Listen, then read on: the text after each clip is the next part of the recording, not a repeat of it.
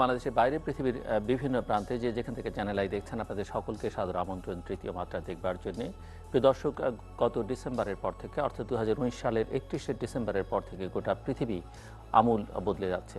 মানুষের চিন্তা চেতনা ভাবনা আচার আচরণ সবকিছুই বদলে যেতে বাধ্য হচ্ছে, কেননা এক ছোট্ট অণুজীব কোভিড-19 বা করোনা ভাইরাস গোটা পৃথিবীকে আমূল বদলে দিয়েছে। এই অদৃশ্য শক্তির বিরুদ্ধে লড়াইয়ে এখনও হিমশিম খাচ্ছে গোটা পৃথিবী।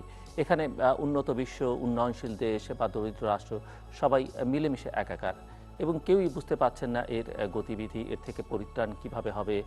টিকা আবিষ্কারের চেষ্টা চলছে। সর্বশেষ যেই টিকার উপরে সবচেয়ে বেশি ভরসা ছিল অক্সফোর্ডের টিকা, দেখা গেছে তাদেরকেই সেই টিকা উৎপাদনে স্থগিত করতে হচ্ছে, কারণ পরীক্ষা করতে গিয়ে এক ধরনের জটিলতা বা একজন স্বেচ্ছাসেবক অসুস্থ হয়ে পড়েছেন ইতিমধ্যেই। কোভিড-19 কেবলমাত্র মানুষকে স্বাস্থ্য ঝুঁকি মৃত্যু ঝুঁকির মধ্যেই সীমাবদ্ধ রাখেনি। মানুষের অর্থনৈতিক সামাজিক রাজনৈতিক কূটনৈতিক বিভিন্ন দেশের গোটা পৃথিবীর আমূল বদলে দিচ্ছে, এবং বলাই হচ্ছে যে এই স্বাস্থ্যের সংকট মৃত্যুর সংকট তার চাইতে বড় সংকট হবে আগামী দিনে পৃথিবীতে অর্থনৈতিক সংকট।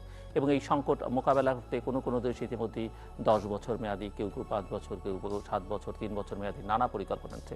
বাংলাদেশও এর বাইরে নয়, কারণ মার্চের 8 তারিখের পর থেকে কোভিড বাংলাদেশে 8 তারিখে প্রবেশ করেছে, এবং সেই থেকে বাংলাদেশকে কোভিডের সঙ্গে লড়াই করতে হচ্ছে। সরকারের দিক থেকে বেশ কিছু কঠোর পদক্ষেপ, এবং সেই সব পদক্ষেপের পরে আবার জীবন জীবিকার সমন্বয় সাধন করতে গিয়ে অনেকগুলো বিষয়কে শিথিল করে দিতে হয়েছে, অনেক পদক্ষেপকেই। এবং এই কোভিড কালেও আবার বাংলাদেশের দীর্ঘকাল ধরে যে বিষয়টি সবচেয়ে বেশি আলোচিত সমালোচিত দুর্নীতি, সেই দুর্নীতি আরও খানিকটা প্রকট, খানিকটা নগ্নভাবে উন্মোচিত হয়েছে। অর্থাৎ মানুষের এই সংকটকালেও কিছু কিছু মানুষ আছে যারা আসলে কোনো কিছুই তোয়াক্কা করেন না, তাদের লোভের কাছে সব কিছুই পরাজিত হয়। এইরকম নানা বিষয় আশয় নিয়ে আজকে আমরা কথা বলবার জন্য আমাদের সঙ্গে ঢাকা থেয়া রোডের বাসা থেকে যুক্ত হচ্ছেন বাংলাদেশ সরকারের পরিকল্পনা মন্ত্রী এবং জাতীয় সংসদ সদস্য এম এ মান্নান, এবং আমাদের সঙ্গে স্টুডিওতে আছেন leadership studies foundation chairman doctor Sinha Ahmed Sayeed. স্বাগত আপনাদের দুজনকে তৃতীয় মাত্রায়। মিনিস্টার, আপনাকে দিয়ে আলোচনা শুরু করতে চাই যে আপনারা প্রায় এক যুগের বেশি সময় আসলে রাষ্ট্র ক্ষমতায় আছেন, এবং দেশকে একটা উন্নয়নের রোল মডেলে আপনারা পরিণত করছেন, সেটাও আপনারা বলেছেন। আপনার মন্ত্রণালয়ের স্লোগান আমরা বিভিন্ন সড়কপথে দেখেছি যে অপ্রতিরোধ গতিতে এগিয়ে চলেছে বাংলাদেশ। আপনার দলের গত নির্বাচনী ম্যানিফেস্টোর শিরোনামই ছিল সমৃদ্ধ অগ্রযাত্রায় বাংলাদেশ। এবং কখনো কখনো এই আলোচনা আমরা শুনেছি যে আপনারা একটা মালয়েশিয়ান মডেলের উন্নয়ন করতে চান, এবং কেউ কেউ এই কথাও বলেছেন যে গণতন্ত্রের চাইতে এখন আগে আমরা উন্নয়নটা নিশ্চিত করব, পরে গণতন্ত্র। এইসব নানা বিতর্ক আছে, আমি সেই সব বিতর্কের মধ্যে যেতে চাচ্ছি না এখন, বা গেলেও পরে হয়তো আমরা আলোচনার মধ্যে আসতে পারে। কিন্তু আমি যে প্রশ্নটা আপনাকে করতে চাই পরিকল্পনা মন্ত্রী হিসেবে, যে উন্নয়ন বাংলাদেশের হয়েছে কারো কেউ সেগুলো নিয়ে প্রশ্ন তুলতে পারেন, বিতর্ক করতে পারেন, কিন্তু আমি যেটি বুঝতে চাইছি আপনার কাছে যে প্যান্ডেমিকের কালে এই মহামারীর ফলে কি উন্নয়নের ধারণায় কোনো পরিবর্তন আসলো কিনা সরকারের মধ্যে বা জনগণের মধ্যে, বিশ্বব্যাপী কিংবা বাংলাদেশে বা আপনাদের মধ্যে? মানে আপনারা যে ধরনের উন্নয়নের কনসেপ্ট নিয়ে এগুচ্ছিলেন সেই ধারণা কি খানিকটা বিভ্রান্তি? যেমন ধরেন অনেকেই এখন বলতে শুরু করেছেন যে এমনিতে জিডিপি দিয়ে একটা উন্নয়নের মাপকাঠি মানদণ্ড নির্ধারণ করা হয়, কিন্তু অনেকেই বলেন যে জিডিপি কেন্দ্রিক হিসেব নিকাশ আসলে জিডিপির হিসেব নিয়ে প্রশ্ন তুলেন, জিডিপির বন্টন নিয়ে প্রশ্ন তুলেন, সবার কাছে সেটি তার সুফল পৌঁছায় কিনা। অনেক নিউজিল্যান্ডের প্রধানমন্ত্রীর কথা আমরা বলতে পারি, তিনি বেশ কিছুদিন আগে বলেছেন যে এই জিডিপি কেন্দ্রিক অর্থনীতির ধারণা থেকে বাইরে আমাদেরকে আসতে হবে। সো আপনার কাছে একটু বুঝতে চাই পরিকল্পনা মন্ত্রী হিসেবে যে উন্নয়নের ধারণায় কোনো পরিবর্তন আসলো কিনা, বা এই প্যান্ডেমিক এনে দিল কিনা। Mister minister. ধন্যবাদ আপনাকে। উন্নয়নের ধারণা অত্যন্ত একটি গভীর তাৎপর্যপূর্ণ একটা মন্তব্য আপনার, এবং এর জন্য যে পাণ্ডিত্যের বা তথ্যের প্রয়োজন আমি স্বীকার করব, আমার হাতে সেটা নেই। কারণ ধারণার জগতে পণ্ডিতেরাই বেশিরভাগ বিচরণ করেন, তারপরে তাদের ধারণাগুলো যখন বাস্তবে আসে আমাদের হাতে, তখন আমরা এটাকে প্রায়োগিক যারা মাঠে ময়দানে কাজ করি প্রয়োগ করার জন্য আমরা কাজে লাগি, কর্মী আমরা। তো সেই সেন্সে উন্নয়নের যে ধারণা, যে প্র্যাকটিক্যাল এক্সপেরিয়েন্সের কোনো বিকল্প কিন্তু নেই। হ্যাঁ, তো ধারণার মধ্যে যেমন বাম ধারণা, ডান ধারণা, বাজারমুখী অর্থনীতি ধারণা ইত্যাদি কয়েকটি বড় বড় ধারণা আছে। তো সেগুলোতে আমি যাব না। আমরা একটি মডেল নিয়ে আপনি বললেন 1 দশকের বেশি আমরা কাজ করছি। ইয়েস, সর্বশেষ গত প্রায় 11-12 বছর ঢুকলাম আমরা। আমাদের এই যে আমাদের যে উন্নয়নের যে ধারণা এই মুহূর্তে, আমি যেটা মোটা দাগে বুঝি, আমি আমাদের সরকারের বা আমাদের দলের কোনো তাত্ত্বিক গবেষক নই, যেটুকু বুঝতে পেরেছি কাছে থেকে শুনে, যে আমরা মোটামুটি আমাদের মূল সমস্যাটা চিহ্নিত হয়েছে দারিদ্র্য হিসাবে। দারিদ্র্যটা দূর করার জন্য আমরা মনে করছি যে সম্পদ সৃষ্টি করতে হবে। সম্পদ যদি সৃষ্টি নাই করি তাহলে কি ভাগ করব? First the cake, then divide the cake. সুতরাং এই সম্পদ সৃষ্টির ধারণার থেকে কিন্তু প্রবৃদ্ধির ধারণা এসছে। প্রবৃদ্ধি সম্পদ সৃষ্টিতে সহায়ক বা একটি মাপ। মোট কথা হলো সম্পদ বাড়ানো। সেই সম্পদ বাড়াবার জন্য যে অস্ত্র বা যে নিয়ম আমরা ব্যবহার করেছি, সেটাও বিশ্বে এখন বিরাজমান যে শক্তি, বাজার অর্থনীতি, মুক্ত বাজার অর্থনীতি প্রসারিত করে যে বলতে হয়, ওই মডেলের বাইরে আমরা বিচরণ করার মতো ক্ষমতা আমার ধারণায় নেই। আমরা কোনো বিপ্লবী রাজনৈতিক দলও নই। ওর মডেলের মধ্যে থেকে গণতান্ত্রিক পরিবেশে বাস করে, পার্লামেন্টারি ডেমোক্রেসি বহুদলীয় একটি পরিবেশে বাস করে আমরা বাজার অর্থনীতিটাকে প্রয়োগ করে আমরা সম্পদ তৈরি করব, এবং সেই সম্পদটাকে আমরা, এখানে আমাদের মূল কথা ডিফারেন্স ফ্রম আদার, আমরা চাইবো যে এই সম্পদটা যেন আমাদের উপর থেকে বেয়ে বেয়ে সর্বনিম্নে আমাদের যে সকল নাগরিকেরা আছেন, অনেকে সেখানে আছেন, আমি বলবো ন্যায়সঙ্গত কারণে নয়, অন্যায় কারণেও এখানে অনেকে বিরাজমান আছেন। আমাদের দায়িত্ব হবে রাজনৈতিক শক্তি হিসাবে এই অন্যায় দূর করে এই সম্পদ যেটা জাতীয় সৃষ্টি হবে বা আছে, এইটাকে যেন গড়িয়ে নিচে যেতে পারে সেই রাস্তাটা মসৃণ করা, সেই নীতিগুলা প্রয়োগ করা। সেই কাজটা আমরা আমাদের মতো করে করছি। আমি বিশ্বাস করি যে আমি মোটামুটি করি বলে আমি আমার মাননীয় প্রধানমন্ত্রীর সঙ্গে তার দলে কাজ করি। আমাদের ফলটাও যদিও প্রবৃদ্ধির মাপে আপনি একমত নন বলছেন, কিন্তু এটা বাস্তবিক সত্য। আমি যেটা দেখেছি, আমাদের মাথাপিছু আয় বেড়েছে। সর্বনিম্ন পর্যায়ে আমাদের যে সকল নাগরিকেরা বাস করতেন এই 10 বছর আগে, তার তুলনায় এখন তারা ভালো বাস করছেন। মোটা দাগে মোটা ভাত, মোটা চাল, মোটা কাপড়, সেটা মোটামুটি আমরা নিচে পৌঁছে দিতে পেরেছি। আমরা এক ধরনের শিক্ষা কে আমরা সকলের দরজা নিয়ে গেছি। এক ধরনের স্বাস্থ্য সেবাকে আমরা গ্রামে গঞ্জে ছড়িয়ে ছিটিয়ে দিয়েছি। আমরা সবচেয়ে বড় কাজ যেটা করেছি এই মডেলের মাধ্যমে, বিদ্যুৎ সবচেয়ে বড় শক্তি পরিবর্তনের, মানব জাতির কল্যাণে সর্বত্র সারা বিশ্বে, সে বিদ্যুৎকে আমরা আমাদের গ্রামে গঞ্জে কুড়ে ঘরে, যে দুচালা কুড়ে ঘর নদীর পাড়ে, বিলের মাঝে, জঙ্গলের কাছে আছে, সেই ঘরগুলো পর্যন্ত আমরা বিদ্যুৎ নিয়ে গেছি। এইগুলা ছিল আমাদের মোটামুটি আমাদের উন্নয়নের ধারণা। আমরা এগুলোকে ন্যায়সঙ্গত মনে করি এই মুহূর্তে, যদিও আদর্শিক নয়। আমি আপনাকে স্বীকার করব, আদর্শগতভাবে আমি ওখান থেকে এখন অনেক দূরে আছি। মন্দের ভালো হিসাবে বলছি, আমরা মোটা কাপড়, মোটা ভাত, মোটা ঘরের একটা ব্যবস্থা করতে পেরেছি। এই আমার প্রাথমিক উপস্থাপনা। ধন্যবাদ। মিস্টার মিনিস্টার, একটা ব্যাখ্যা আপনি দিলেন এবং ব্যাখ্যাটা মোর অর লেস যথার্থই বলতে হবে। এবং সাধারণভাবে যে ধারণা অর্থনীতিবিদ দিয়ে থাকেন যে চুইয়ে চুইয়ে গিয়ে আসলে তৃণমূলে কিছুই পৌঁছায় না, আপনি সেটি আইডেন্টিফাই করেছেন এবং আপনি বলছেন যে সেদিকেই আপনাদের নজর। এটি শুনতে ভালো লেগেছে। কিন্তু গত কয়েক বছর ধরে একটা ধারণা অনেকের মধ্যেই আছে, সেটি রাজনৈতিক আপনাদের প্রতিপক্ষ, তারা নাগরিক সমাজের কেউ কেউ, অর্থনীতিবিদদের অনেকেই বলেন যে ডেভেলপমেন্টের দিকে আপনাদের নজরটা মূলত অনেকটা কসমেটিক ডেভেলপমেন্টের দিকে। আমি বলছি যে যে বিতর্ক আছে আপনি তার বাইরে গিয়ে কথা বলেছেন এবং আপনারা অনেক মেগা মেগা প্রকল্প, সেই সব দিকে অনেক বেশি নজর। এবং এই প্যান্ডেমিকের সময় এসে দেখা গেল যে আমাদের স্বাস্থ্য খাতের একটা চরম দুর্বলতা প্রকাশিত হলো এবং পাবলিক হেলথে আমরা আসলে খুব একটা মনোযোগ দিই না। শিক্ষার ক্ষেত্রেও হয়তো সেরকমটাই বলা যাবে যে এই সব নানান দুর্বলতা কিন্তু মোচিত হয়েছে।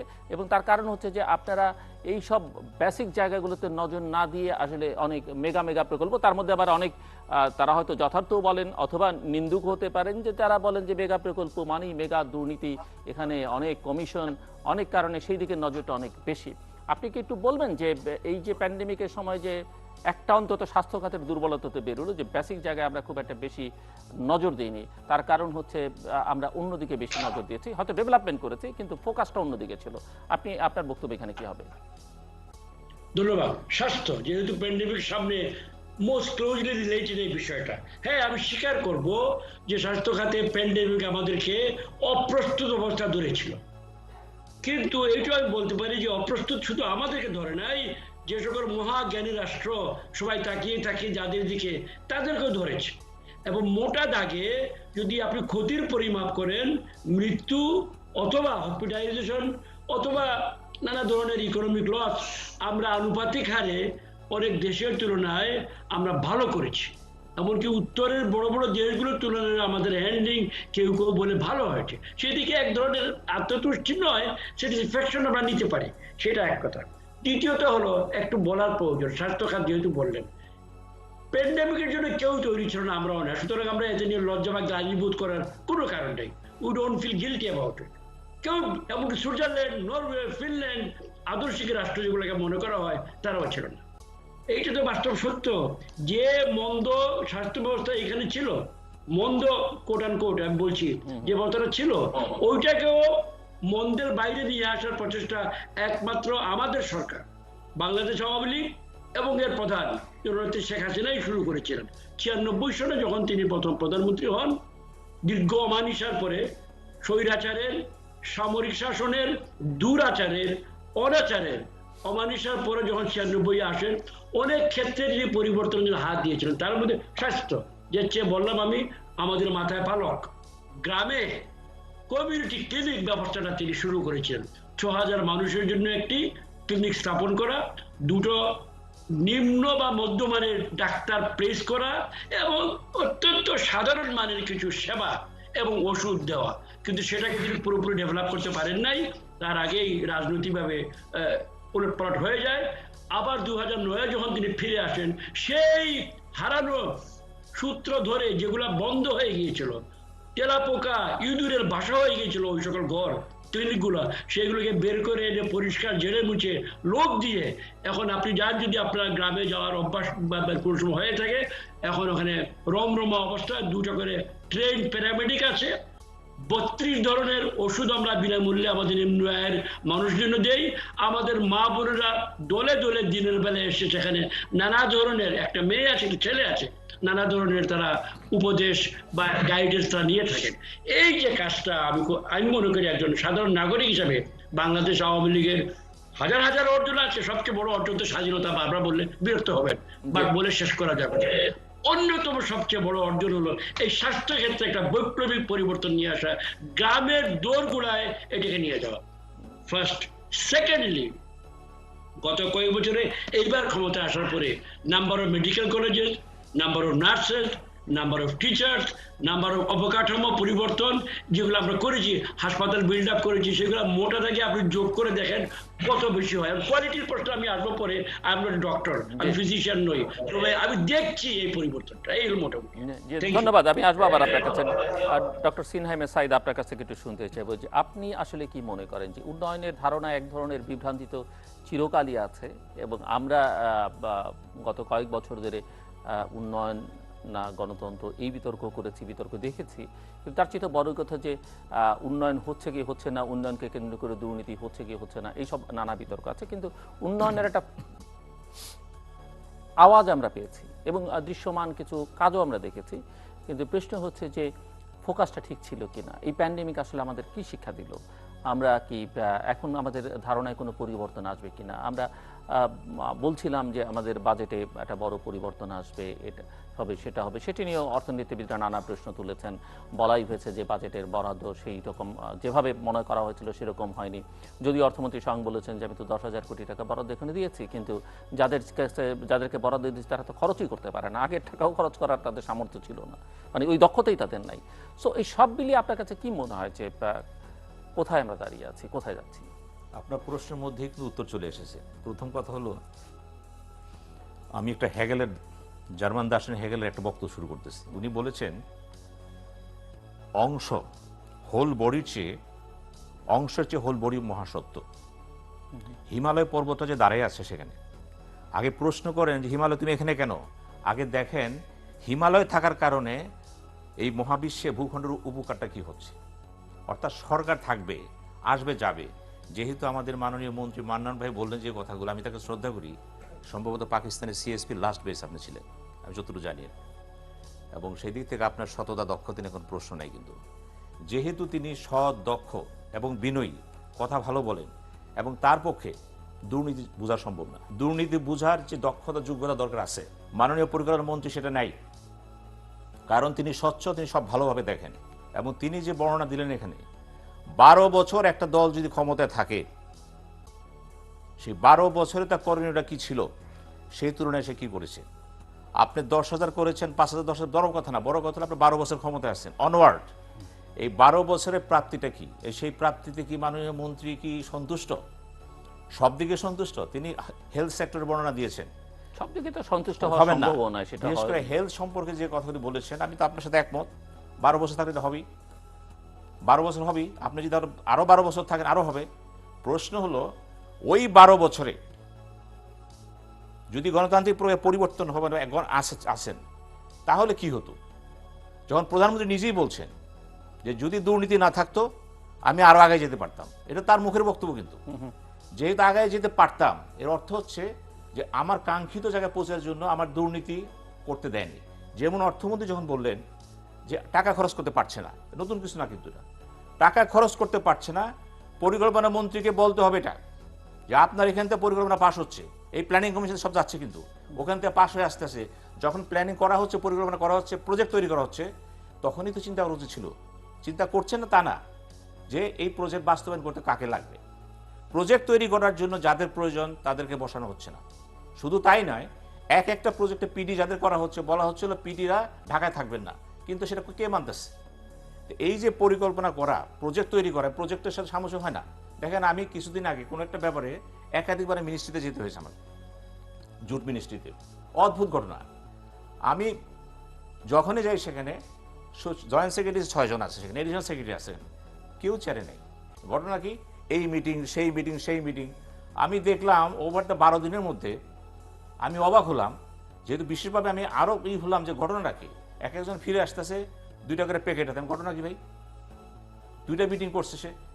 এই যে অবস্থাটা, যে আমাদের আমলাদের যে অবস্থা প্রত্যেকটা মিনিস্ট্রিতে, আপনি তো ভালো জানবেন এটা। আমি পিএটিসিতে ক্লাস নিই, আমি এই জন্য ভালো বলতে পারতেছি আপনি এখানে। আমার অসংখ্য ছাত্র ছড়ায় চতুর্দিকে আছে, কিন্তু আমি হাসতে হাসতে জিজ্ঞেস করলাম যে এই অবস্থা কেন? তাহলে প্রজেক্ট, কারণ সে ওই প্রজড়িত, এডিশনাল সেক্রেটারি আছেন, আবার পদাধিকারী আরেক জড়িত আছেন সে। এই জিনিসগুলি সুরাহা করতে হবে কিন্তু আমাদেরকে। একই ব্যক্তি প্রশাসনের থেকে যদি একাই দায়িত্ব পালন করে, কোনো দিকে মন দিতে পারছে না। কিন্তু আজকে বাংলাদেশের প্রধান সমস্যা হচ্ছে ডেভেলপমেন্ট কনসেপ্ট যেভাবে নেন আপনি, যেই সরকার যেভাবে নেন, প্রশ্ন হচ্ছে ডেভেলপমেন্ট বাস্তবায়নে কি করলেন আপনি? আপনি বলতেছেন জিডিপি, এখন তো এইচডিএ চলে আসতেছে, এইচডিএ আমরা ধরতেছি। এটা বাংলাদেশে উন্নতি হয়েছে, অসের উপায় নেই, উন্নতি হচ্ছে, আমি একবার আপনার সাথে একমত। কিন্তু উন্নতিটা আমি প্রধানমন্ত্রী সুরে বলবো, যে অনুপাতে হওয়া ছিল সেটা হয়নি। কেন হয়নি? অদক্ষতা, অযোগ্যতা, অদক্ষতা, প্রমোশন, পোস্টিং, এই ব্যাপারগুলো কিন্তু দেখা হচ্ছে না। কিন্তু আমরা যখনই কথা বলতেছি, আমরা কিন্তু গদবাদা কথা বলতেছি। আজকে যখন অর্থমন্ত্রী বলেন টাকা খরচ করতে পারছে না, অর্থমন্ত্রীকে তার টাকা আটকে দেন, প্রধানমন্ত্রীকে তখন এখানে হাত দিতে হবে। টাকা আমার কেন খরচ হচ্ছে না? এত কষ্টের টাকা, এত বাজেটের টাকা, আমি এত কষ্টের টাকা আনতেছি, খরচ করতে পারছে না কেন? যারা খরচ করতে পারবে না, সেই মন্ত্রণালয়ের সচিব কিভাবে থাকে, জয়েন্ট সেক্রেটারি কিভাবে থাকে, পিডি কিভাবে থাকে? জবাবদিহিতা নেই। এই যে জবাবদিহিতা নাই, করাপশন হচ্ছে। দেখেন, করাপশনের ব্যাপারে কথা আছে। যখন আমরা দেখি একটা করাপশন হলো, একজনকে ধরা হলো, সে তো একটা বালিশের দাম বা কম্পিউটার যেটা হোক না কেন, একটা যখন জয়েন্ট সেক্রেটারি, আপনি তো ভালোভাবে জানেন, আপনি আমলা ছিলেন, তো কজন দেখেন? পিডি দেখেন, জয়েন্ট সেক্রেটারি দেখেন। এই যে তারা ফাইলগুলি দেখতেছেন, কি দেখেন? তারা কি চোখ বুঝে থাকেন? কেন সচিব সাহেব সিগনেচার দিলেন এই লিস্টে? উনি কি পড়ালেখা করেননি? আমি তো তাকে ধরবো না যে ফাইন ইনিশিয়েট করছে। যেই সচিব is the head of the executive ministry, accounting principal, ministry head, সে নেতৃত্ব দিচ্ছেন, সে মন্ত্রী সাহেব তো সুপারভাইজ করতেছেন। তো সচিবকে ধরবেন না? জয়েন্ট সেক্রেটারি ধরবেন না? কমিটি কি করলেন? কমিটি করে গোজামে দিয়ে দিলেন। বুঝতে হবে, একটা ফাইল অনুমোদন হলে কজনের সিগনেচার সেখানে লাগে। এটা সোজা জিনিস তো, কিন্তু আমরা সোজা পথে যাবো না, কিন্তু যাওয়ার প্রয়োজন নেই। এই যে দুর্নীতি আখড়া, ডেভেলপমেন্ট তো আসেই, আপনি অন্য যেভাবে করতেছেন। আপনি যদি আজকে এখানে বসে থাকেন, পানি তো এখানে থাকবেন, আপনার বয়স বাড়তেছে না। যে ছেলেটার বয়স 7 বছর, এখন তার বয়স 19 বছর, তো তার 19 বছর হয়ে গেছে, তাকে সে বলবেন আপনি 7 বছর আছে সে? প্রশ্ন হলো, 7 বছর 19 বছর হলো, তার প্রবৃদ্ধিটা কি হলো, তার মেধার বিকাশটা কি হলো? সেখানেই কিন্তু সমস্যা। স্ট্যাগনেশন কোথায় আসতেছে? আমাদের সমস্ত প্রচেষ্টাগুলো ব্যর্থ হয়ে যাচ্ছে কেন? আজকে যদি মান্নান ভাইদের মতো লোক থাকতো, আমি বলি এই ক্যাবিনেটে যদি তার মধ্যে 5টা লোক থাকতো, অনলি 5, দেশের চেহারা ঘুরে যেত। কিন্তু আমি তার সম্পর্কে জানি বলে বলতেছি, কথা বললাম, কিন্তু সেটা তো নাই। আজকে যে মিনিস্ট্রি চালাচ্ছেন সে নিজেই বলতে পারবে, তার তো সচিব আছে অনেকগুলো, সেখানে সবচেয়ে বেশি সচিব তার এখানে। কিন্তু তিনি ভালো জানেন, আজকে যদি সে মনে করেন এই সচিবটা পছন্দ হলো না আমার, তিনি চেঞ্জ করতে পারবেন না। এই যে মন্ত্রিত্বটা বাংলাদেশে চলতেছে, মন্ত্রিত্ব উইদাউট এনি ক্ষমতাহীন মন্ত্রিত্ব চলতেছে। সেটা মন্ত্রী যদি মনে করেন আমার এই অফিসে দুর্নীতি করছে, এই সচিব আমার সাথে মিলতেছে না, ম্যাচ করতেছে না, তিনি পরিবর্তন করতে পারবেন না। কিন্তু সেটা তো আমি কোন চেয়ারে বসে আছি, অন্য প্রশ্ন আছে যে মন্ত্রীরা আবার সেটি এক্সারসাইজ, আমি ব্যতিক্রম আছে না নিশ্চয়ই, যেটা দুর্নীতি এক্সারসাইজ করতে চান কিনা বা পারেন কিনা সেটাও একটা প্রশ্ন। প্রথম দুইটা জিনিস, পলিটিক্যাল লিডারশিপ। একজন মন্ত্রী যদি যোগ্য না হন, উনি প্রশাসন না বোঝেন, ওনার ভিশন যদি না থাকে, উনি ফাইল যদি না বোঝেন, ওই চেয়ারে এসে বসবেন কেন? তো শুরুতেই বলেন মন্ত্রী নিয়োগ করা হবে কেন? আমি তো শুরুতেই বলি দুর্নীতির প্রথম ভাত হলো মন্ত্রীকে হচ্ছে সেটা দেখতে হবে, তার ট্রান্সপারেন্সি আছে কিনা, অত বড় কথা না, সৎ সে ঠিক আছে, তার যোগ্যতা আছে কিনা, এফিসিয়েন্সি আছে কিনা, সে প্রম কিনা, লিডারশিপ ক্যাপাসিটি আছে কিনা, তার খুব ভালো বুঝে সব করে, কিন্তু হয় না, হবে না। একটা মন্ত্রী প্রধান যোগ্যতা হচ্ছে তার দৃঢ়তা, তার সাহস, তার লিডারশিপ, তার কোঅর্ডিনেশন পাওয়ার, এবং তার আওতায় যারা আছে তারা ফিল করবে যে এখানে মান্নান সাহেব আছে, কিন্তু সাবধান, এই যে চিন্তা করবে ব্যক্তির অস্তিত্বটাকে, কে আছে, উনি আছেন, সে ঠিক হয়ে যাবে। কিন্তু এখন যদি মন্ত্রী দুর্বল হয়, মন্ত্রী সচিবের কাছে শিখতে চায়, অবস্থা কি দাঁড়াবে? এই যে এরশাদ সাহেবের আমলে আমরা কথা বলি, মন্ত্রীরা কিন্তু শিখতো সচিবদের কাছে। তখন প্রবলেমটা ছিল এখানে, গুরুত্ব ছিল না। যখন মন্ত্রী পরিষদ আমলাতন্ত্রের কাছে দুর্বল হয়ে যায়, তার যোগ্য দক্ষতার ব্যাপারে, আপনি কি করবেন? সেখানে তো বিকাশ হবেই। আমাদের এই মুহূর্তে প্রধান সমস্যা হচ্ছে মন্ত্রী পরিষদে যারা আছেন, অর্থাৎ মন্ত্রী পরিষদের সাথে আমলা সচিবদের সাথে সম্পর্কের যে ঘাটতি বলতে আমি এটা বুঝাচ্ছি, যোগ্যতার ঘাটতি আছে। কিন্তু একটা অনেক অযোগ্য সচিব আছেন, কিন্তু যেহেতু মন্ত্রী বুঝেন না, তাহলে সে সুযোগ নিচ্ছেন। আমি অনেক মন্ত্রীকে দেখেছি, তিনি বুঝেন না, সচিবকে বলে আপনি করে নিয়ে এসেন, দেখবো না। এই যে দেখবো না, তাহলে আমাদের গোড়ায় হাত দেন। ডেভেলপমেন্ট ঠিক আছে, সরকার পরিকল্পনা নিচ্ছে, হবে। শুধু তাই না, এই যে পঞ্চবার্ষিক পরিকল্পনা করা হলো, পরিকল্পনা মন্ত্রী পঞ্চবার্ষিক পরিকল্পনা করা হলো, একটা প্ল্যান, প্রতি বছর বাজেট আসতেছে, প্রতি বছর এই আওতায় কিন্তু আসতেছে। পঞ্চবার্ষিক পরিকল্পনার আওতায় অর্থমন্ত্রী বাজেট তৈরি করতেছেন, কিন্তু মূল তো আপনি, পার্সপেক্টিভ প্ল্যান তো আপনি করতেছেন। তা আপনার এই যে বড় ক্যানভাসটা, তার হাতে এটা করতেছে এখানে, কিন্তু এই বাজেটটা কি তৈরি করতেছে? জনপ্রতিনিধি আসে সেখানে? নাই। প্রজেক্ট কে তৈরি করতেছে? আছে কেউ? নেই। তো কাজেই বাগানটা যখন সাজানো হয়, আমি কোন বাগানের মন্ত্রী? আমাদের প্রধান কথাই হলো প্রশাসনকে সুন্দর করতে হলে, ইমপ্লিমেন্টেশন করতে হলে আমাকে দেখতে প্রথমে আমার সাথে কারা আছে, আমার সহযাত্রী কারা, তারা ঠিক না থাকলে মন্ত্রী ব্যর্থ হবে, মন্ত্রণালয় ব্যর্থ। ধন্যবাদ মিস্টার মিনিস্টার। আচ্ছা, ধন্যবাদ আপনাকে। এটা পরিষ্কার যে তিনি অনেক খবর রাখেন জনাব সিনহা, এবং তিনি যে সকল আমাদের শক্তি বাড়াতে চান মন্ত্রীদের, আনন্দের ব্যাপার। যত শক্তি বাড়বে তো ভালো, তবে আমাদের শক্তি বাড়বে যেহেতু আমরা একটি সিস্টেমে, অলরেডি এক্সিস্টিং সিস্টেমে আছি। আমরা একটা রাজনৈতিক পরিমণ্ডলে বসবাস করি এবং এর মাধ্যমে আমরা এখানে এসেছি। সুতরাং আমাদের শক্তি বৃদ্ধি করতে গেলে ওই পরিমণ্ডলের মধ্যে আমাদেরকে জবাব খুঁজতে হবে। আমি মনে করি না আমরা আমাদের কোনো মন্ত্রী মহোদয়গণ, আমার সহকর্মী যারা আছেন, দুর্বল ফিল করেন। কারণ দুর্বল ফিল করতে যদি আমি কোনো প্রকাশনা বা প্রকাশ আমি দেখছি না, কে ভিতরে দুর্বল ফিল করে সেটা অন্য ব্যাপার। আর সবচেয়ে বড় পরিচয় তো ফলন পরিচয়। বৃক্ষ তোমার নাম কি, আমার ফল দেখে পরিচয় করুন, পেয়ারা না আমরা, it will depend on my fruit. তো সেখানে আবার ওই কথা ঘুরে ফিরে আপনি বিরক্ত হবেন জনাব জিল্লুর, সেই কথায় আবার ফিরে আসতে হচ্ছে। আমরা বাংলাদেশে গত 12 বছর, আগেটা বাদ দিলাম, এই 12 বছরের কথাই, আমাদের ফলে আমাদের বৃক্ষে কি ফল ধরেছে সেগুলো আমি আবার রিপিট করার একটা আমার মধ্যে একটা আছে, বোধ আছে, রিপিট করলে আমি পছন্দ করবো না। বাট আমরা অনেকগুলা ওই রিপিটগুলো বাদ দেন, শিক্ষার কথা বলবো না, স্বাস্থ্যের কথা বলবো না, কিন্তু আগামী দিনের জন্য যেগুলো আপনি একটা মন্তব্য করেছিলেন খুব তির্যক, যে মেগা প্রকল্প মানে মেগা দুর্নীতি, এক্স্যাক্টলি, আমরা এইগুলা মেগা প্রকল্পগুলাকে শুধু উন্নতির বা উন্নয়নের নিছক মোটা দাগে ইট পাথরের আমরা দেখছি না। আমরা মেগার মাধ্যমে আমাদের জাতি বলতে ডক্টর সিনহা, আমরা আপনি সবাই মিলে, আমাদের প্রতিপক্ষ এখানে নেই, আমরা একই জাতির অংশ। আমরা আমাদের জাতির চিন্তার জগতে একটা পরিবর্তন আনতে চাই। আমরা যে সমুদ্রের নিচ দিয়ে, নদীর মুখ দিয়ে সুড়ঙ্গ তৈরি করতে পারি বন্ধুদের সহায়তায়, সেটা আমরা দেখাতে চাই। আমরা যে ঊর্ধ্বাকাশে মার্কিনীদের সঙ্গে, জাপানিদের সঙ্গে তাদের স্যাটেলাইটের কাছাকাছি আমরা দাঁড় করা হোক, কিনে হোক, আমরা ওখানে আমরা যোগদান করতে পারি এবং ধীরে ধীরে শিখি, সেটা আমরা দেখাতে চাই। আমরা রূপপুরে যে পারমাণবিক প্রকল্প, যেটা পাকিস্তানিরা প্রায় 60 বছর আগে শুরু করে অ্যাবান্ডন করে দিয়ে আমাদেরকে কিছু দেখিয়ে 2-4টা বিল্ডিং ফেলে চলে গিয়েছিল রূপপুর পাবনায়, সেটাকে আমরা আবার পুনরুদ্ধার করে জেলে মুছে পরিষ্কার করে আমরা পারমাণবিক জগতে আমাদের ছেলে মেয়েদেরকে একটি পরিচয় দিতে চাই। আমরা বোমা বানানোর জন্য এটা করি না, পারমাণবিক প্রযুক্তির যে মঙ্গলজনক দিকটি আছে ওর সঙ্গে আমাদের ছেলেমেয়েরা পরিচিত হবে, এই জন্য আমরা এটা উদ্ধার করে আনি। আমরা পদ্মাতে দ্বিতীয় সেতু বাড়িয়ে প্রায় শেষ করে এনেছি, যার ফলে আমাদের দেশের বৃহৎ একটি অংশ দক্ষিণ বাংলা লাভ দিয়ে উঠবে। এগুলোকে নিছক প্রবৃদ্ধির মাপে, আয়ের মাপে চিন্তা করলে আমাদের ভুল হবে। আরও একটা নাম বলতে পারতাম, বলবো না, 3টা উদাহরণ দিলাম। এর ফলে কি লাভ হয়েছে? মেগা প্রকল্প, মেগা চেঞ্জ।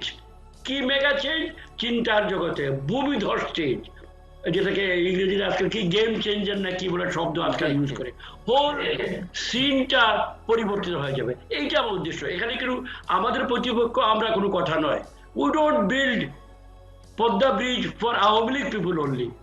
আমরা টানেল বানাচ্ছি শুধু আওয়ামী লীগের জন্য নয়, বাঙালি জাতির জন্য, যাতে করে আজকের বাঙালি যে কারো গুলাম নয়, কারো দাস নয়, চিরদিনের উপনিবেশ নয়, আবহমান কালের উপনিবেশ নয়, এই মানসিক জ্বালার থেকে বের করার জন্য আমরা এই সকল পরিকল্পনা করি। যদিও অনেকে বলে তোমরা বোকারাঙ্গা মানুষ, পেটে নাই ভাত, এগুলো চিন্তা করো কেন? করছি তো, আমরা খাচ্ছিও। মজার ব্যাপারটা হলো, মজার মুনশিয়ানাটা হলো, ওইটাও বানাচ্ছি, পেট ভরে ভাতও খাচ্ছি। তার মানে কি, আমাদের অর্থনীতি ডিসপাইট যে অভিযোগগুলো আছে অপচয়ের, দুর্নীতির, আমি স্বীকার করবো দেয়ার আর কেসেস, এগুলোকে আমরা অ্যাড্রেস করছি। অর্ডিনারি প্রশাসনিক ব্যাপার, এটা হবেই, সব কোন সমাজে নেই, সেটাকেও অ্যাড্রেস করছি। আবার আমরা বড় প্রকল্পগুলো কামতেছি। আমরা 2 কাজই করতে হবে, that is what the responsibility is.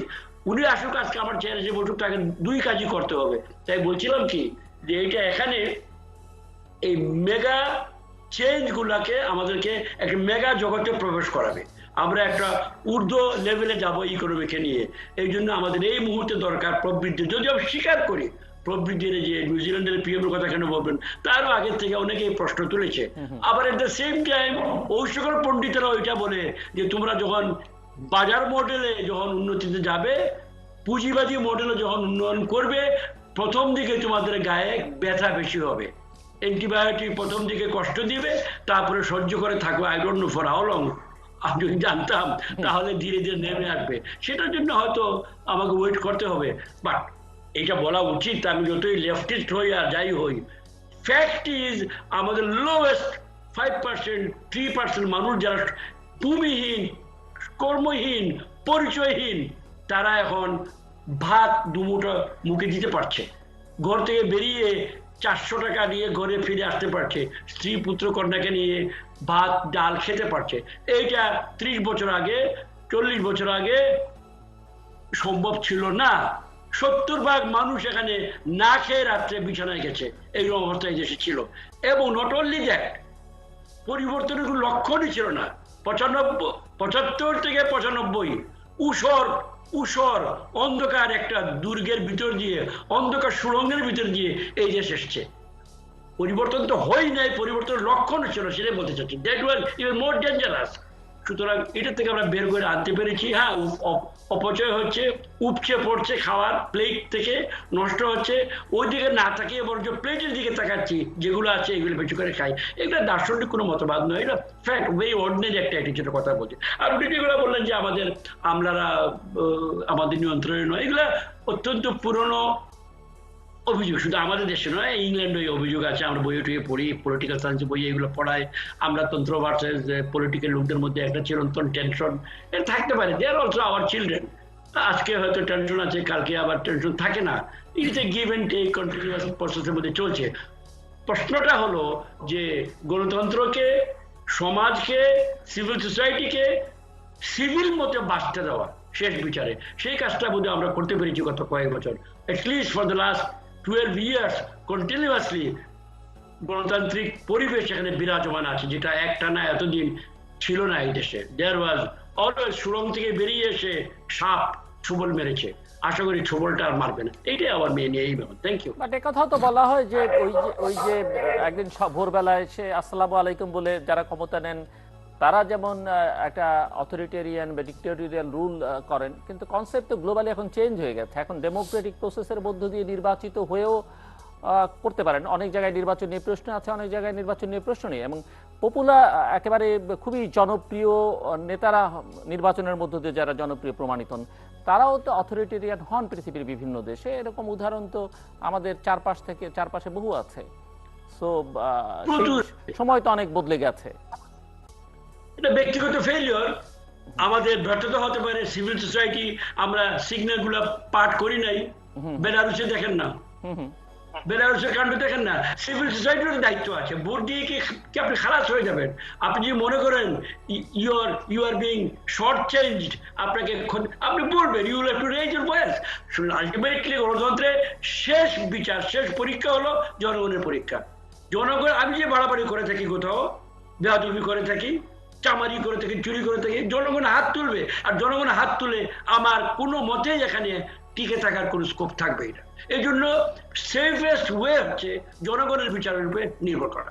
জনগণ প্রকাশ ঠিকই করে থাকে এবং প্রকাশের পথ জানে, নইলে আজকে আমরা কিভাবে এই মহা স্বৈরাচার থেকে বেরিয়ে আজকে গণতন্ত্রের পথে আমরা অন্তপক্ষে নিরবিচ্ছিন্নভাবে গত কিছুদিন শুধু স্বৈরাচার নয়, এক ধরনের মানে কি বলবো, কি তত্ত্বাবধায়ক না কি নামে, কোনো বইয়ে খাতায় কোথাও এই শব্দটা এইভাবে পড়ি নেই।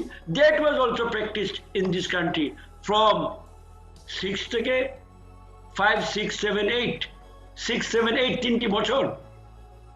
হু ওয়াজ ইট? কে রুল করেছে? কিসের ভিত্তিতে? Neither the gun not the flower. How?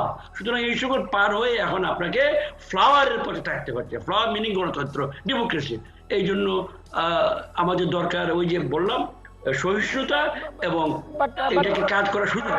But mister minister, সেই তত্ত্বাবধায়ক সরকার তো আপনাদেরই চাওয়া ছিল, আপনারাই সেটি সামনে নিয়ে এসেছেন, পপুলারাইজ করেছেন, দাবি করেছেন, আদায় করেছেন। এই যে না 6 সালের তত্ত্বাবধায়ক আমাদের চাওনা বোধ হয়েছিল না, আমি জানি না, আমি কম জানি হয়তো। তত্ত্বাবধায়কের যে আপনি যেটা কথা বললেন সেটা দেখবা সাথে একটা ডিফারেন্ট, সাত আটে যেটা ছিল একটা different type of government, but সেটাও তো আসলে তৈরি নয় বলে আমার ধারণা। জি ডক্টর সিলাম সাইদ, আমি কি বলবো, বলার তো বেশি কিছু নাই। প্রশ্ন হচ্ছে যে ভাই অনেক কিছু বলে ভালোইছে, কিন্তু বিশেষ করে আমরা শুনতে পাচ্ছি না, না শুনতে পাইনি। আপনি কি বলছিলেন? না, ওই যে তত্ত্বাবধায়ক ছিল, এটা ছিল মিলিটারি ব্যাক তত্ত্বাবধায়ক না। সেটা তো কেউ আমাদের কনস্টিটিউশনও ছিল না।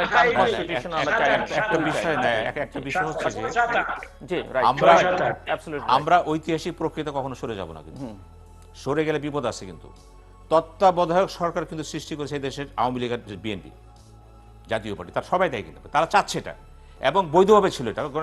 সংসদে আইন পাশ করেছিল, এটা সুপ্রিম কোর্ট বাতিল করছে, পরে সংসদে গেছে। কিন্তু সুতরাং তত্ত্বাবধায়ক সরকারকে আমি ভালো বলি খারাপ বলি, আমরাই কিন্তু এটা এনেছিলাম।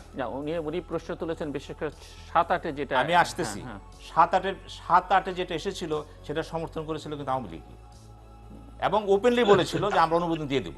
কাজেই ওই সরকারকে সমালোচনা করা যাবে না। কিন্তু আমি বলছি ইতিহাসের চাকা যা ঘুরে আসতেছে, আজকে সময় না, আমাকে সত্য কথা বলতে হবে। কিন্তু 7-8 সরকারটা যখন আসলো সেটাকে সমর্থন করেছিল আওয়ামী লীগ। আজকের প্রধানমন্ত্রী শেখ হাসিনাই বলেছিল আমরা অনুমোদন দিয়ে দেবো। তাহলে প্রশ্নটা কেন দাঁড়ালো? ইতিহাস অনেক লম্বা ইতিহাস কিন্তু। এবং ওই নির্বাচনটা যে হলো ওটা ভালো একটা নির্বাচন ছিল, 2008-এ ভালো নির্বাচন ছিল। ভালো নির্বাচন ছিল বলে আওয়ামী লীগ পাওয়ার এসেছিল, নাহলে আসতে পারতো না। আওয়ামী লীগ কেন এসেছিল? নির্বাচনটা সুস্থ ছিল, নাহলে আসতে পারতো না। সুতরাং ওই তত্ত্বাবধায়কের বেনিফিশিয়ারি কিন্তু ফ্রি ডেমোক্রেসির কথা আসতে গেলে কিন্তু তত্ত্বাবধায়ক সরকার মানে এই না খারাপ না। আওয়ামী লীগ কিন্তু বেনিফিশিয়ারি 2008-এর ওই নির্বাচন যদি সুষ্ঠু না হতো তাহলে কিন্তু আওয়ামী লীগ ক্ষমতা আসতে পারতো না। আল্লাহ শুকরিয়া, নির্বাচনটা সুষ্ঠু হয়েছিল, আওয়ামী লীগ ক্ষমতা এসেছিল। সুতরাং আমি ক্ষমতা আসার পরে আমি সেটা বাতিল করলাম, অন্য কথা। এবং সুপ্রিম কোর্টে যে রায়টা ছিল, দেখেন গভীরে যাওয়ার দরকার নাই তো। আমি সোজাসুজি রাষ্ট্রবিজ্ঞানের ছাত্র হিসেবে এটি বুঝি যে ইতিহাসে যে ধাপে যা এসেছিল স্বীকার করে নেন। তত্ত্বাবধায়ক খারাপ বলতে ঠিক আছে, ওটা ভালো ছিল, এখন খারাপ হয়ে গেছে, ভবিষ্যতে আসতে হবে না আসতে পারে। যেমন প্রধানমন্ত্রী বললেন, আমি দেখলাম পত্রিকা সেদিন, উনি ওই সামরিক বোধে কি একটা সিলেকশন বোর্ডে গিয়েছিলেন, ভালো কথা বলেছে। মার্শাল ল শব্দটাকে বলেছে এটাকে ডিজাউন করে, আমি একমত। কিন্তু এই মার্শাল ল শব্দটা যখন আসলো, কার্ল হ্যালসন সমাজবিজ্ঞানী, উনি কিন্তু মার্শাল লকে জায়েজ করার জন্য ডক্টরিন অফ এফিকেসি নিয়ে আসলো। কিন্তু শুধু মার্শাল ল দিলে হবে না, কিন্তু এই মার্শাল ল গ্রহণযোগ্যতা আছে কিনা তাও দেখতে হবে। সেকেন্ড কন্ডিশন আনলো কিন্তু। সুতরাং সমাজবিজ্ঞানে, রাষ্ট্রবিজ্ঞানে অনেক থিওরি আবিষ্কৃত হয়েছে। এখন ঢালাওভাবে যদি বলে দিই সব মিথ্যা সব ভুল, হবে না। I am not the last person. শাসন আমার দেশের শাসন না, কিন্তু আজকে আওয়ামী লীগ ক্ষমতায় আছে, কালকে নাও থাকতে পারে। তখন ব্যবস্থাটা কি দাঁড়াবে? তখন সেও তো বলবে তত্ত্বাবধায়ক দরকার আমার। কারণ ওই সরকার যদি মনে করে কারচুপি করতে হয়, আপনি কি করবেন? আমি বলেছি, চিন্তা করতে গেলে আবেগটাকে সংযত করেন।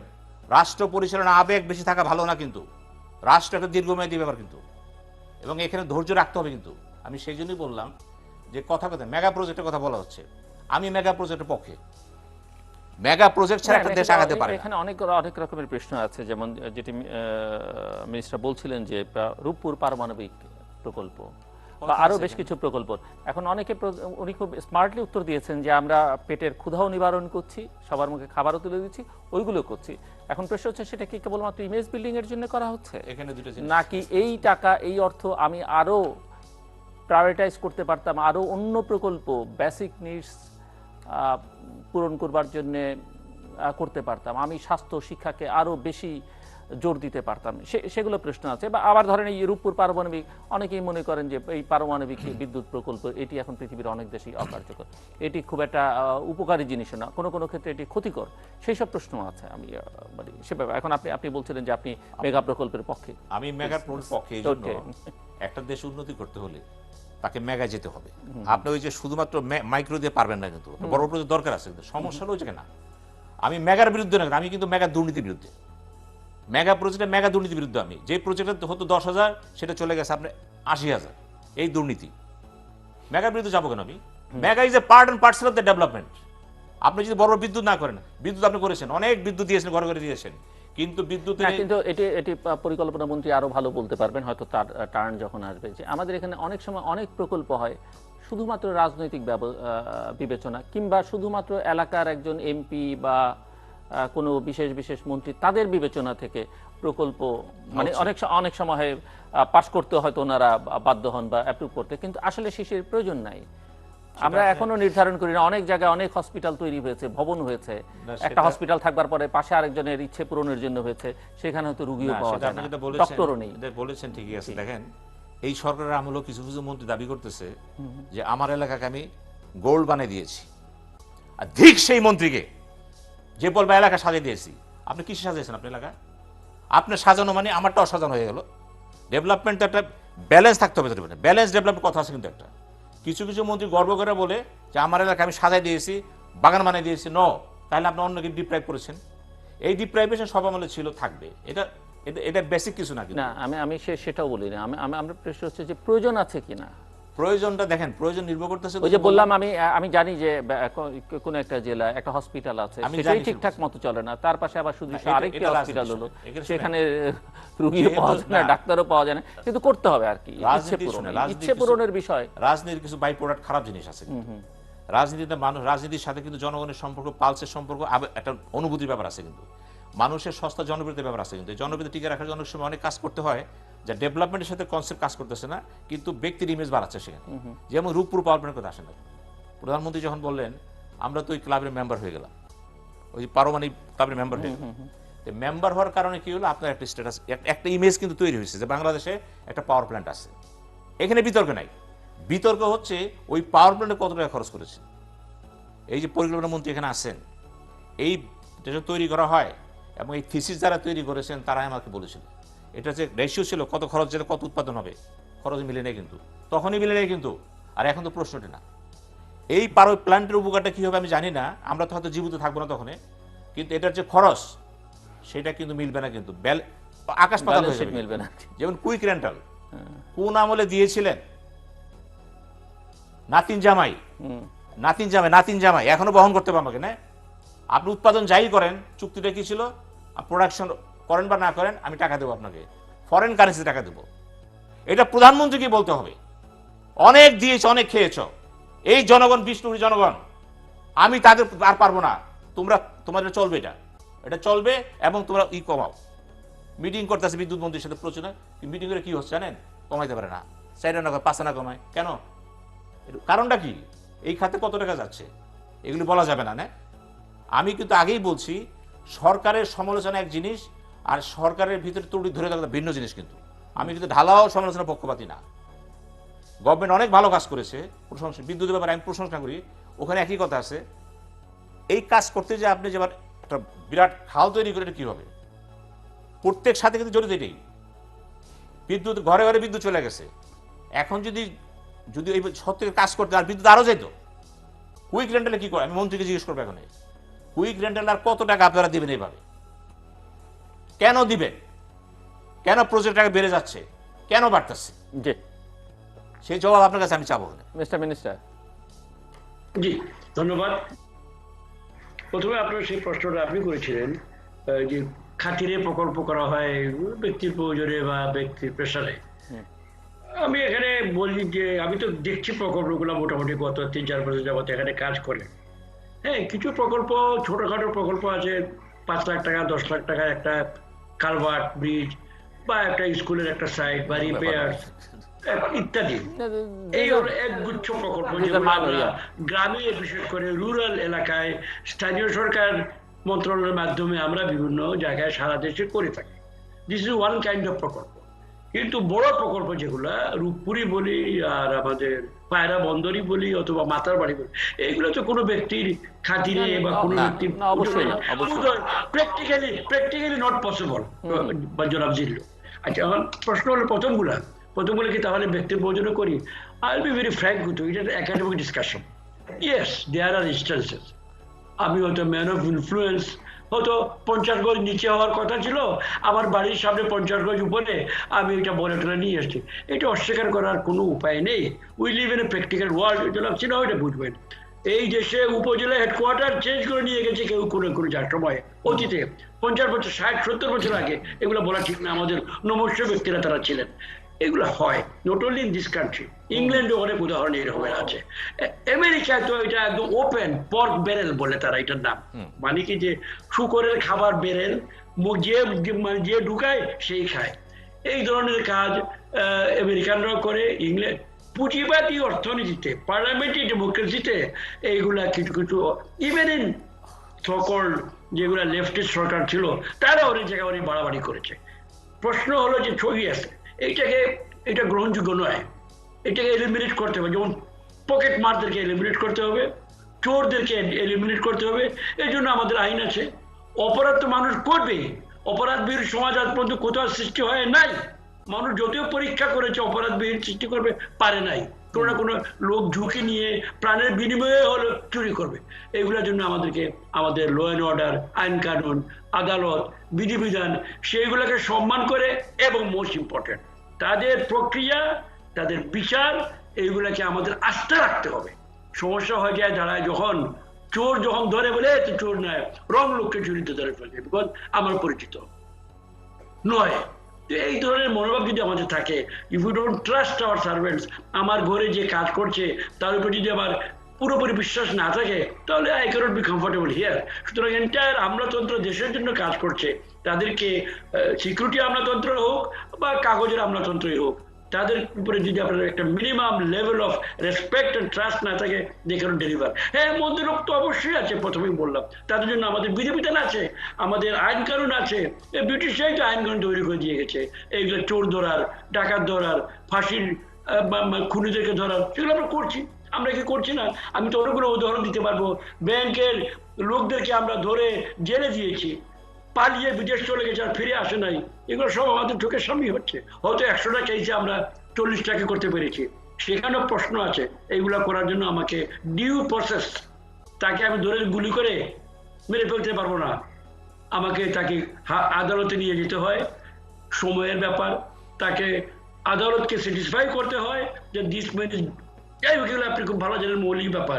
এসব করতে গিয়ে অনেক সময় দৃশ্যমানভাবে মনে হয় আমরা বোধহয় স্লো, বোধহয় কাজ করছি না, আমাদের কোনো আগ্রহ আছে, এইটাও আমি মনে করি যে সর্বক্ষেত্রে সঠিক নয়। হ্যাঁ, ব্যতিক্রম আছে, এই যে বালিশ কাণ্ডরী একটা কথাবার্তা প্রায় হয়, yes it was there, we don't deny, এটাকে আমরা অ্যাড্রেস করছি, এটাকে স্বীকার করে নিয়ে এটাকে আমরা, এটা যদি আমরা থেমে যাবো না, আমাদের রূপপুর প্রকল্পকে আমরা থামাবো না, চোরকে ধরবো, প্রকল্প চলবে, that both will work together, এইটাই বাস্তব জগৎ।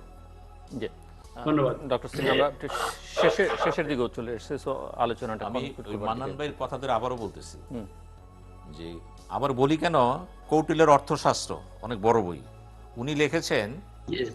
যে বড় মাছ ছোট মাছকে খেয়ে ফেলে, এটা যেমন Yeah. আছে, খেয়ে ফেলে, বড় পুঁজি ছোট পুঁজিকে খেয়ে খেয়ে ফেলে। ফেলে। এবং আইন হচ্ছে গরিবের রক্ষা করার জন্য, বড় লোকের না। কিন্তু কৌটিল্য বলতেছেন আইন হচ্ছে গরিবকে বড় লোকের হাত থেকে রক্ষা করার জন্য, আর আমাদের সমাজে আইন হচ্ছে গরিবকে মেরে বড় লোককে রক্ষা করার জন্য।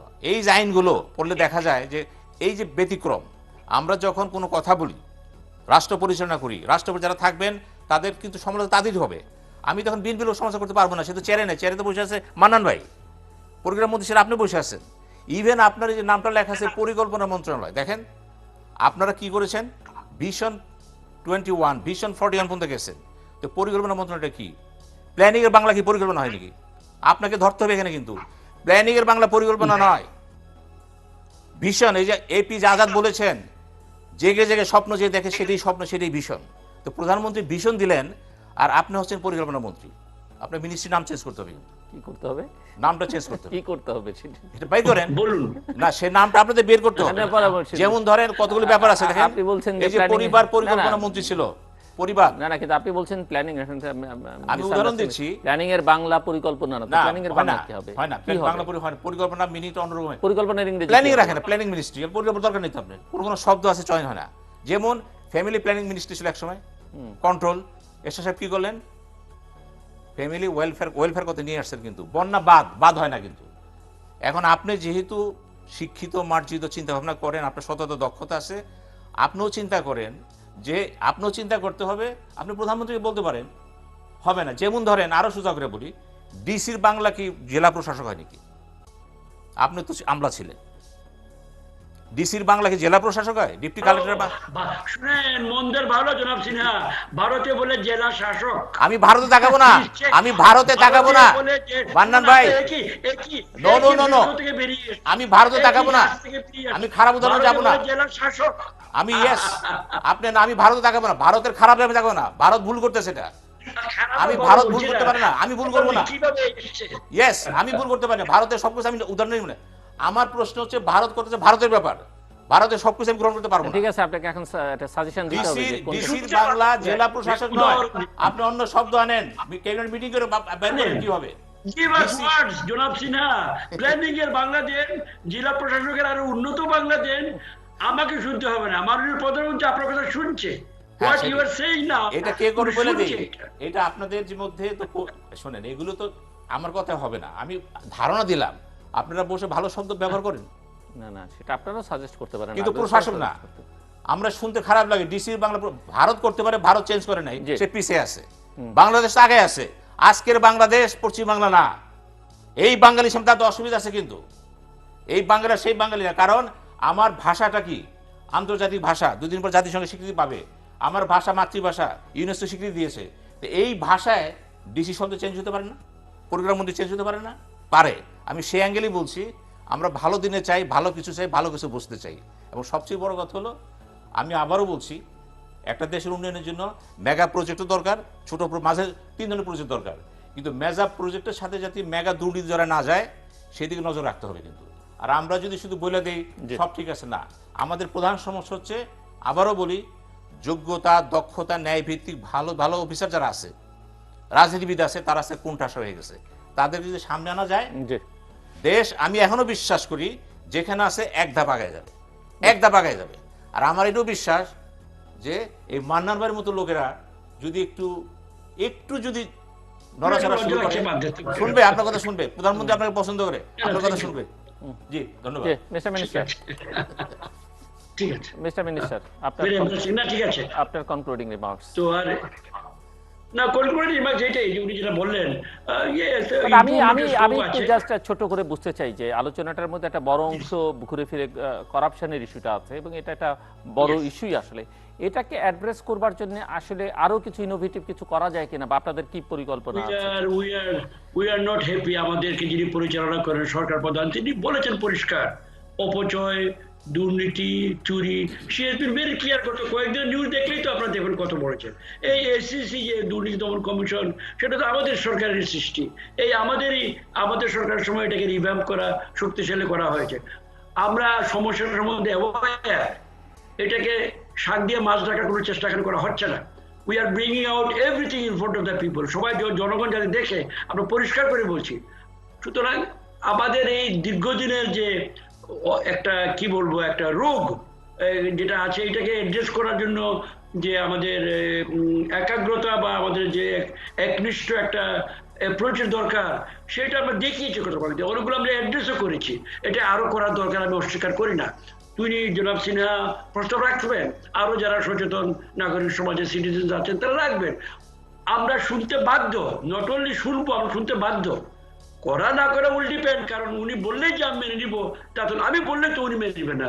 সুতরাং এগুলা ডায়ালগ, মাল্টিলগ, আলোচনার মাধ্যমে শ্রেষ্ঠটা বেরিয়ে যাবে, এটা আমরা আশা করি। আমাদের সরকার যেগুলো কাজগুলো করছে, যেটা আপনি এই যে বিশেষ করে দুর্নীতির সম্বন্ধে, দুর্নীতি আমরা ব্যাংকিং সেক্টরে হাত দিয়েছি, আমরা রিফর্ম করেছি, যদিও বিস্তৃত ফল এখনো পাই নাই বলবো, but better then what it was some year back. একটু গ্লেয়ারটা, একটু হিটটা একটু কমেছে। কি মূল্যে আমি জানি না, এটা বিচার করার সময় সামনের দিকে আসবে। আমাদের অন্যান্য ক্ষেত্রে যেগুলো ছিল সেগুলোকে অ্যাড্রেস করার জন্য আমরা কিছু কিছু আইন কানুনের চেঞ্জ করেছি। আমলাতন্ত্রকে আমরা বেতন ভাতা বাড়িয়ে তাদেরকে একটা ওয়ার্কিং স্যালারি, যাতে তারা মানুষের মতো খেয়ে পরে বাঁচতে পারে, সেটা দিয়ে আমরা অ্যাড্রেস করার চেষ্টা করেছি। দুইটাই, নসিহত, মোটিভেশন, আবার রিওয়ার্ড, এটা একটা কম্বিনেশন। তারা হিউম্যান বিং, তারা এই দেশের নাগরিক, পড়াশোনা করে এসছে, কম্বিনেশন করে আমরা এখানে আসার চেষ্টা করেছি। It has not worked in every case, কারণ চোরা না আসলে ধর্মের কাহিনী আমাদের ভাষায় আছে, যে চোর সে চুরি করবে যে কোনো মূল্যে। বাট ওই জন্য আমরা বসে থাকলে হবে না, we should not be frustrated. আমরা এটাকে অ্যাড্রেস করার জন্য আমাদের সরকার প্রতিনিয়ত কাজ করছে, এবং ভালো প্রস্তাব যেগুলো আসবে জনাব সিনহা থেকে, অন্য থেকে আমরা এটা সাধারণ গ্রহণ করব। ধন্যবাদ। তবে সবকিছু মূল হতে হবে আইন। সংসদে অনুমোদিত আইনের বাইরে কেউ কিছু করতে পারবে না, that is fundamental. This is what is required. এবং এটাকে কন্টিনিউ করা, সাস্টেইন করা, এইটা হবে আমাদের একটা বড় প্রশ্ন তো যে আইনের প্রয়োগটা, আইনের বাস্তবায়ন, আইনের প্রয়োগ, এটি একটি বাংলাদেশের বড় সমস্যা। আর দ্বিতীয়ত হচ্ছে যে সংসদ অনুমোদন করলেই যে সব আইন নাগরিকের কল্যাণে হবে শেষ পর্যন্ত, বা নাগরিক সমাজ বা দেশের কল্যাণে, এটি তো পৃথিবীর অনেক দেশেই দেখা যায় যে তার মধ্যে অনেক ব্যত্যয় বিচ্যুত থাকে, এবং তার জন্য পাবলিক ডিসকোর্সে আসলে এই আলোচনাগুলো থাকতেই হবে যে হ্যাঁ আপনার এই জন্যই বিপ্লব হয়, এই জন্যই বিপ্লব হয়, কত কিছু হয় দুনিয়াতে। হবে যদি মনে করি ইফ আই ডু সামথিং যেটা আমার জনগণ গ্রহণ করে নাই, এবং সংসদকে যদি আমি এইভাবে পকেট করে ফেলি, it can't be done for long. You can cheat some people for some time, you cannot cheat all people for all time. এ সম্ভব নয়। এই জন্য বারবার যেটা বলা হয়, সাস্টেইনড, ধৈর্য এবং প্র্যাকটিস দুটো চালা যেতে হবে। অসহিষ্ণু হলে বন্দুকে হাত দিলে, বন্দুকে হাত না দিয়ে কলমে হাত দিতে হবে। আপনি জাস্ট ছোট্ট করে 10 সেকেন্ডে। মান্নান ভাই, আমি আপনাকে সেলুট দিলাম। Thank you. Minister like you, minister should survive and continue for the welfare of the state. ধন্যবাদ। আমি জাস্ট শেষ এক লাইন মিস্টার আপনার কাছে শুনতে যাবো যে 30 সেকেন্ডসে, এই যে ইফিশিয়েন্সি ডেভেলপমেন্টের জন্য, প্রশাসনের দক্ষতা বৃদ্ধির জন্য, এই যে আমরা ইমপ্লিমেন্টেশনের দুর্নীতি, বাজেট নিয়ে যখন আলোচনা করি সবসময় বলি হ্যাঁ বাজেট চমৎকার হয়েছে, অনেকেই বলেন, কিন্তু এই বড় চ্যালেঞ্জ হচ্ছে বাস্তবায়ন। বা এই যে আজকে ডক্টর সিনহার কথা যেটা বেরিয়ে আসলো যে অনেক আইন ভালো আছে, এটা হচ্ছে ওটা হচ্ছে, কিন্তু চ্যালেঞ্জ হচ্ছে ইমপ্লিমেন্টেশন। এই জায়গায় কোনো কিছু আসলে স্পেসিফিক কোনো পদক্ষেপ আপনারা নিচ্ছেন কিনা, জাস্ট ছোট করে যদি বলেন 30 সেকেন্ড। আমি প্রথমে আমলাতন্ত্রের ক্ষেত্রে দুটা ল্যান্ডমার্ক আইন আমরা করেছি। একটা হলো অ্যানুয়াল পারফরমেন্স এগ্রিমেন্ট, একজন সচিবকে সই করতে হয় তাকে কতটা কাজ এই বছর করতে হবে, যার এগেনস্টে তাকে আমরা আগামীতে বিচার করব। এইটা 2 বছর আগে থেকে আমরা শুরু করেছি। আরেকটা হলো শুদ্ধাচার কৌশল, কিভাবে আচরণ করবেন জনগণের প্রতি, হয়তো এখনো পুরোপুরি অ্যাপ্লাইড হয় না, বাট আমরা এটা সেট আপ করেছি বাই আইন, এটা ভঙ্গ করলে আপনার শাস্তি হবে। এইগুলো স্টেপ ফরওয়ার্ড। এখন যেটা আপনি বললেন যে আরেকটা বিষয় আপনি যেটা বললেন যে হাউ, হয়তো খেয়ে হারিয়ে ফেললাম কিনা, আপনার শব্দটা কি ছিল সর্বশেষ? না, আমি তো যে ইমপ্লিমেন্টেশন, হ্যাঁ, বাস্তবায়নের ক্ষেত্রে আমাদের যে আমরা আশাতীত বা যেটুকু আশা করি তার চেয়ে কম হয়।